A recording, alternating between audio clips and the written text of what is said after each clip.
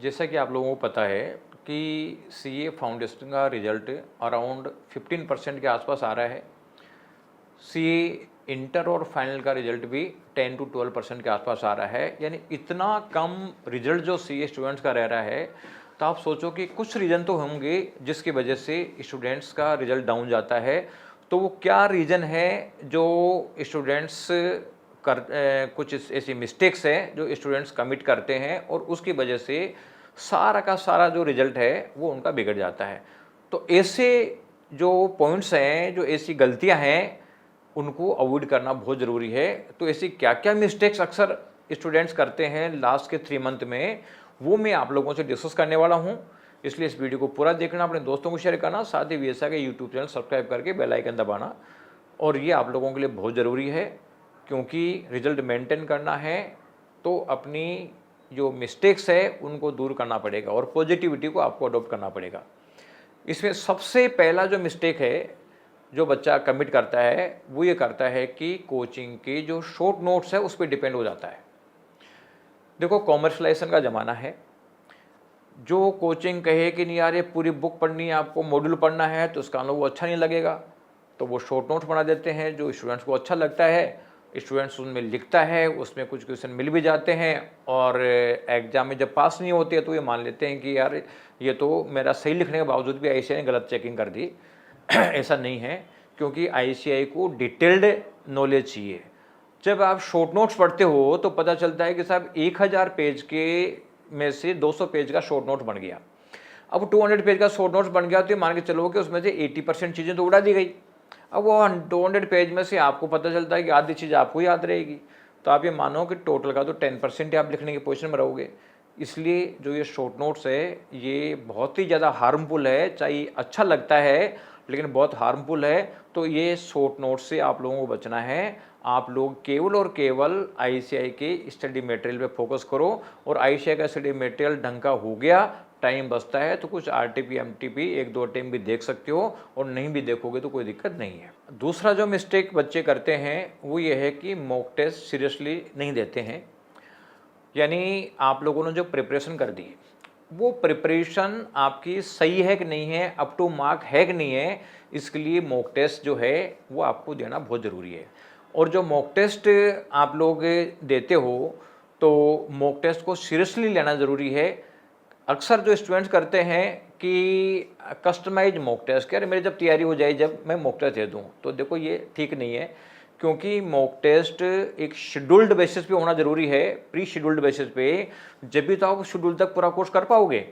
अगर मान लीजिए आपको लगता है कि यार ये 3 दिन बाद टेस्ट है, तो 3 दिन में आप पूरा करने की कोशिश करोगे, और एक आप सोचते हो कि नहीं मेरा जब ये तैयार हो जाएगा तो मैं दूंगा, तो पता चलता है कि साहब वही तैयार जो 3 दिन में हो सकता था प्री शेड्यूल्ड बेसिस पे, उसमें 8 दिन का टाइम लग जाएगा। तो कुल मिला के नंबर ऑफ रिविजन नहीं कर पाते हैं। इसलिए एक तो शेड्यूल्ड टेस्ट दो, उससे आप लोगों का ज़्यादा स्टडी हो जाती है टेस्ट के प्रेशर में। साथ में आपको लिखने का राइटिंग स्पीड भी बढ़ जाती है, क्योंकि 3 घंटे में लिखना भी सीखना पड़ेगा आपको। और साथ ही जब आप लोगों की आंसर की मिलती है तो उसमें क्या गलतियां रही वो भी आप लोगों को ठीक करना पड़ेगा। आपको एनालिसिस करना पड़ेगा कि मेरी क्या मिस्टेक रही जिसकी वजह से मैं जो है मेरे मार्क्स कटे, ये आपको पता चलेगा तो आप उसको दूर करने की कोशिश करोगे। इसलिए ये जो टाइम है इसमें मॉक टेस्ट दो, मॉक टेस्ट के साथ तैयारी करो, और वो भी सीरियस होकर बिल्कुल एग्जाम एनवायरनमेंट में दो। तीसरी जो गलती करते हैं वो ये करते हैं कि साहब मेरा पूरा कोर्स कंप्लीट नहीं हुआ और नए नए चैप्टर पढ़ना चालू कर देते हैं, जबकि पहले वाले जो पढ़े हुए चैप्टर उनको रिवाइज नहीं करते। ये एक बहुत बड़ा ब्लेंडर है। देखो, 100% कोर्स आपका पूरा हो या नहीं हो जरूरी नहीं है। जरूरी इतना सा है कि जो पढ़ा है उसमें से एग्जाम में आ जाए तो आप करने के पोजीशन में हो कि नहीं हो। अगर मान लीजिए आपने 100% पढ़ लिया लेकिन पता चलता है कि 10% भी याद नहीं है, तो सब चीज़ें बेकार है।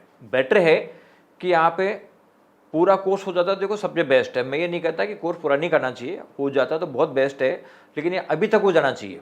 अब अपने पास ये टाइम नहीं है कि साहब अब हम जो है नया नया चीज़ पढ़ेंगे और उसको कंसोलिडेट पे करेंगे। अब जो बचा हुआ टाइम है केवल और केवल रिवीजन करने का है। इसलिए अगर आपका 2/3 सिलेबस भी हो गया है तो बेटर है कि जो हो गया उसी को स्ट्रॉन्ग करो, उसी को मतलब कंसोलिडेट करो, जिससे कि 2/3 अगर आपने सिलेबस कर लिया तो ये मान लो कि आप 85 से 90 मार्क्स के क्वेश्चन करने की पोजीशन में आ जाओगे और वो आराम से आपको अच्छा जो रिजल्ट दे देगा, बशर्ते कि उस पार्ट को स्ट्रॉन्ग कर दिया हो। तो कुल मिला के अभी जो लास्ट का जो टाइम बचा हुआ है इसमें नया मैटर नहीं पढ़ना, अब आपको केवल और केवल जो पहले पढ़ी हुई चीज़ें हैं उसी को रिवाइज करना है और नई चीज़ें कुछ भी पढ़ने की ज़रूरत नहीं है। ये भी एक इम्पोर्टेंट चीज़ आपको ध्यान रखना ज़रूरी है, यानी थोड़ी सी लोभ का त्याग करना पड़ेगा आपको, जितना सेक्रीफाइस करोगे लोभ का उतना ही आप लोगों का रिजल्ट अच्छा जाएगा। एक जो बच्चे कमी करते हैं वो ये करते हैं कि पास्ट ईयर के पेपर्स को इग्नोर कर देते हैं। मैं ये नहीं कहता कि आप पास्ट ईयर के क्वेश्चन आंसर को सोल्व करो, लेकिन उनको देखो कि यार ट्रेंड क्या चल रहा है, किस तरीके के क्वेश्चन आ रहे हैं, आईसीए कहाँ से क्वेश्चन बना रहा है। अक्सर स्टूडेंट्स पास्ट पेपर का तो पता होता नहीं किस तरह के क्वेश्चन दे रहे हैं और वो रिपीटेड क्वेश्चंस पढ़ते रहते हैं कि जो पहले ट्रेंड चला आ रहा है कि लोगों ने क्वेश्चन बैंक बना रखे हैं वो पढ़ते रहते हैं। तो पुराने क्वेश्चंस में से रिपीट होगा ये माइंड से निकाल दो। हाँ ठीक है, आपके 100 मार्क्स का पेपर आता है उसमें से 10-20 नंबर के रिपीट हो जाए तो कोई इंपॉर्टेंट नहीं है। मेन चीज़ है कि पेपर आईसीआई नए क्वेश्चन बना के दे रहा है या डिफरेंट पॉइंट्स को जो है एक बना मिला के एक क्वेश्चन बना के दे रहा है, या पुराना क्वेश्चन उठाया और उसमें से बहुत सारी चीज़ें चेंज करके दे रहा है, या कुछ कंसेप्ट ऐसी होती है जो नेग्लेक्टेड होती है उनमें से क्वेश्चन दे रहा है। तो कुल मिला के आप ये देखोगे कि क्वेश्चंस का पैटर्न चेंज हो गया। अगर आप ये समझ जाओगे तो आप आईसीआई मॉड्यूल से पढ़ाई करना चालू कर दोगे, केवल क्वेश्चन बैंक्स पे डिपेंड नहीं रहोगे और आप अच्छा रिजल्ट लेने की पोजीशन में आ जाओगे। एक जो मिस्टेक करते हैं स्टूडेंट्स वो करते हैं कि आंसर के प्रेजेंटेशन पर ध्यान नहीं देते, यानी वो उनको ये चाहिए होता है यार किस तरीके से आंसर आ जाए, प्रैक्टिकल क्वेश्चंस के आंसर आ जाए, लेकिन आंसर के मार्क्स नहीं होते हैं। प्रैक्टिकल क्वेश्चन में फॉर्मेटिंग के मार्क्स होते हैं, उनकी डिफरेंट स्टेप्स होती है, तो स्टेप बाय स्टेप मार्किंग होती है। अगर कोई क्वेश्चन 10 स्टेप में हो रहा है आईसीआई में तो वो आईसीआई 10 स्टेप्स के अलग अलग मार्क्स देती है। अगर वो ही किसी टीचर ने 4 स्टेप में करा दिया तो आंसर आ जाएगा, मार्क्स नहीं आएगा। तो कुल मिला के आंसर का फॉर्मेट पे ध्यान दो।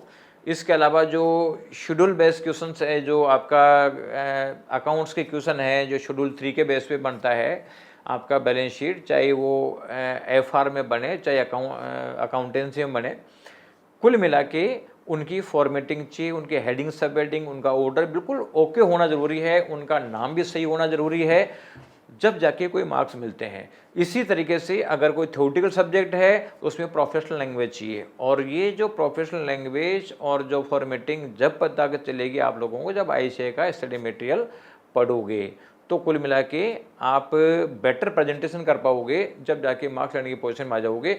बहुत बार आप देखते हो कि कई बार बच्चे कहते हैं सारी उम्र आंसर सही नंबर नहीं दिए। अरे भाई वो फॉर्मेटिंग सही नहीं है, क्योंकि आंसर इंपॉर्टेंट नहीं है, इंपॉर्टेंट है कि स्टेप्स पूरी है कि नहीं है, फॉर्मेटिंग पूरा है कि नहीं है, ऑर्डर पूरा है कि नहीं है, जो हेडिंग सब हेडिंग है वो ठीक है कि नहीं है, ये सब चीज़ें आप लोगों को देखनी पड़ेगी। और एक जो बड़ी गलती स्टूडेंट्स करते हैं, लास्ट बता रहा हूँ मैं, कि वो हेल्थ और एग्ज़ाम डे प्रिपरेशन को इग्नोर कर देते हैं। यानी अब जब जैसे एग्ज़ाम पास आती जाती है तो उनमें प्रेशर बढ़ता जाता है और उसकी वजह से वो लेट नाइट तक स्टडी करते हैं, इर्रेगुलर स्लीप लेते हैं, और जो आपका इस प्रेशर में कई बार तो स्टूडेंट्स एग्ज़ाम फॉर्म पे गलत भर देते हैं। इवन वो एडमिट कार्ड में डिटेल भी जो है अपने फॉर्म में गलत डिटेल भर देते हैं, एडमिट कार्ड तक चेक नहीं करते, पता चलता है बाद में कि शायद इसका तो सेंटर कहीं दूसरी जगह ही आ गया। तो कुल मिला के आपको हेल्थ का ध्यान रखना पड़ेगा, यानी आपको प्रॉपर स्लीप लेना पड़ेगा, तो माइंड रिलैक्स रहेगा माइंड, तो इसका मतलब ज़्यादा स्टडी कर पाओगे, आपका रिटेंशन ज़्यादा होगा। तो कुल मिला के आप एक प्रॉपर स्लीप और प्रॉपर बैलेंस के साथ रहना पड़ेगा, जिससे कि एग्ज़ाम टाइम न तो आपको थकान होगी और न ही एग्ज़ाम टाइम का स्ट्रेस होगा। तो मान लो कि कम से कम 6 घंटे की नींद तो आपकी मतलब जो है डेली होनी चाहिए, और वीक में एक दिन 8 घंटे की नींद आपकी होनी चाहिए। साथ ही हल्की एक्सरसाइज भी कर सकते हो, थोड़ा मेडिटेशन भी कर सकते हो। तो कुल मिला के जो आप अपना एक प्रैक्टिस भी सेट कर सकते हो कि चलो एग्ज़ाम मेरा 2 to 5 होता है तो 2 to 5 में आप बैठ के और थोड़ा एग्ज़ाम देने की कोशिश भी कर सकते हो। तो कुल मिला के आप अपने चेकलिस्ट बनाओ कि मेरे को क्या क्या काम करने क्या नहीं करने, हेल्थ मेंटेन करने के और एग्ज़ाम प्रिपरेशन दोनों के, और उसके हिसाब से आप पढ़ाई करो। बैलेंस बनाना बहुत ज़रूरी है। अगर आपने ज़्यादा पढ़ाई में फोकस कर दिया, हेल्थ ख़राब हो जाएगी, तो वो भी एक दिक्कत है, तो उसको भी आपको मेंटेन करना है। तो ये सब आप काम करते हो तो आप लोगों का रिजल्ट बहुत अच्छा आने की संभावना बनती है। तो पॉजिटिव रह के मेहनत करो, स्ट्रेस फ्री रहो, तो आप अच्छा जो वर्किंग कर सकते हो, अच्छा रिजल्ट ला सकते हो। Thank you.